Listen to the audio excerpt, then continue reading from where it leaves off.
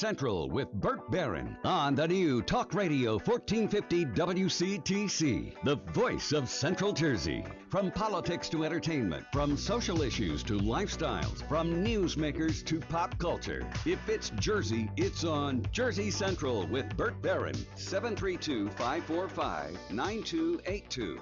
Or toll free at 888-545-9282. 737 on Jersey Central on the new Talk Radio 1450 WCTC, the voice of Central Jersey. Contest on the way. Your chance to win tickets to 2 upcoming events at New Brunswick State Theater, Stomp tomorrow night, and an exclusive taping of the All Access radio show on Wednesday night. All right, so you got a chance to win both prizes a bit later on.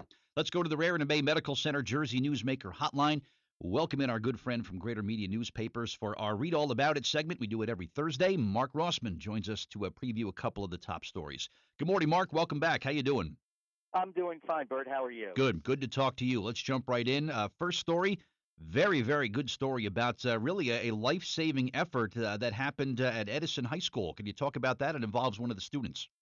Yes, this is an article that appears in this week's edition of the Edison Metuchen Sentinel, and it goes hand in hand with a law that was enacted just over a year ago called Janet's Law, and the state legislature mandated that automatic external defibrillators, they're called AEDs, be placed in close proximity to athletic fields, school athletic fields, and gymnasiums. Now, many schools were already doing this, but the law mandated that.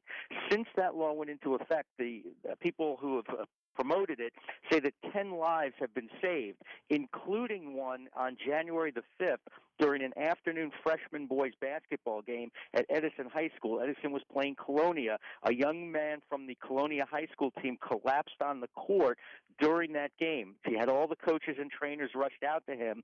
They very quickly determined that they needed the AED, and like clockwork, it was there just outside the gymnasium. They retrieved it, they used it, and they revived the young man. So this is a case where, people with the correct training. In fact, the staff had just undergone this type of training not too long ago. They were able to really put it into practice for an outcome that is really tremendous. See, that's good. Over the years, how many times has this happened? I know this was involved a young person, so maybe it's not that common, but how many times have someone had some sort of episode like this, and it's like, man, if we just had a defibrillator here instead of waiting for the ambulance or the first responders, this person could probably survive. And now it seems like they're popping up everywhere, which is good. A lot of public places, you see these defibrillators. They say they're easy to use. I can't say I ever used one, but it's a life or death thing, and we're seeing more and more of this in lives that are being saved. And now you said that they had just undergone a course in this. When I was in school, Mark, maybe for you too, mouth-to-mouth resuscitation and CPR was something they taught us in school. So I'm guessing that they still offer that to some degree.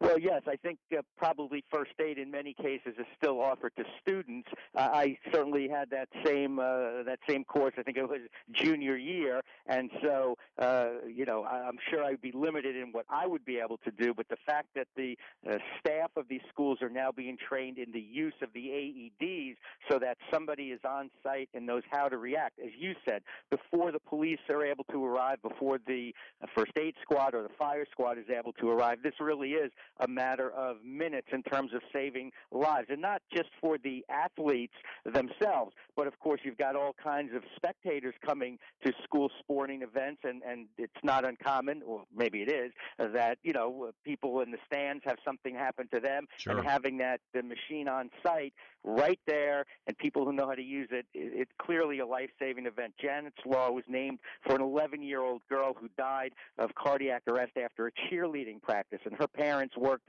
for many years, more than 5 years, to make Janet's Law become a reality so that schools will have this equipment on site. And maybe we could use one around here, Mark. We have a reel-to-reel machine that we haven't used in 35 years. Maybe we can get rid of that and bring a defibrillator in. I'm sure at the newspaper office you got some ancient equipment there too, but no defibrillator, right?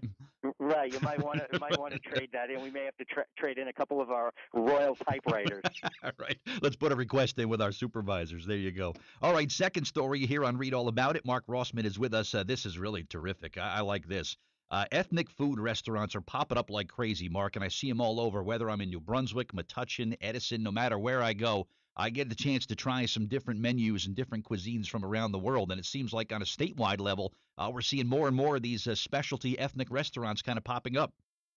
Absolutely. This is a story that we ran as our regional story this week throughout Monmouth and Middlesex counties. And one of the points it makes is that ethnic restaurants have always been with us for, close to a century. Typically, the most typical ones, of course, would be Italian, Mexican, Chinese restaurants that people are familiar with. But these days, you've got restaurants with food, Peruvian food, Vietnamese food, Korean food, Turkish food. They say there's one in Manalapan that specializes in food from Uzbekistan. It's really just kind of exploded on the scene. And one of the other points they make is not necessarily only where these immigrant communities might live and, of course, would want those kind of foods, but now in more suburban areas where people or who operate these restaurants feel that they can attract a non-immigrant clientele, if you will, people who look for these types of foods and would be willing to try new foods. It's quite interesting article in terms of the way that, as you say, you see them popping up all over.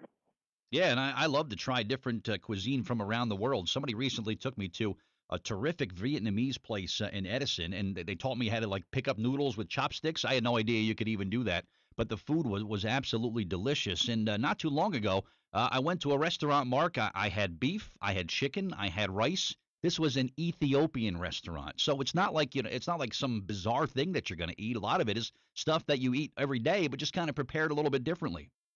I think that would be it. Is in maybe in terms of spices or the preparation or the presentation. That might well be a part of what people will see when they try these different ethnic restaurants. I just find it quite interesting that so many different types. I mean, there seems to be no limit when reading this article and preparing it. There seems to really be no limit in the let's say the entrepreneurial spirit of people who come to the United States, specifically this area, and believe that they can make a living by presenting the food that they may have eaten in the country where they came from to a completely new audience. I think that really shows like that business spark, if you will. Thai food was kind of the hot one for a while. Is that still kind of the new in thing that everybody has to try? I'm not too sure about that. I'm not. I might not be as adventurous as you in terms of trying out all these new restaurants. All right. So for anybody listening, try these places out. There is more to life than beer and buffalo wings. Trust me. As much as I enjoy that, it's good to try some other things from around the world too. And this is on the website and in all the papers this week, Mark. Yes, and if people want more information, there's actually a website affiliated with this article. It's www.ethnicnj.com. I'm sure they've got plenty of information about all these different types of restaurants there. Awesome. And, of course, don't forget about Greater Media Newspapers and their event that they're having on January 30th, a terrific chocolate and wine event that is happening in West Long Branch that I think I'll be attending, Mark. That sounds like a good time, too. Chocolate and wine sounds like a perfect combination early in the morning. There you Absolutely. go. All right. Thanks a lot, Mark. We'll talk next week. All right. Take care. All right. You too. Mark Rosman, my guest on the Rare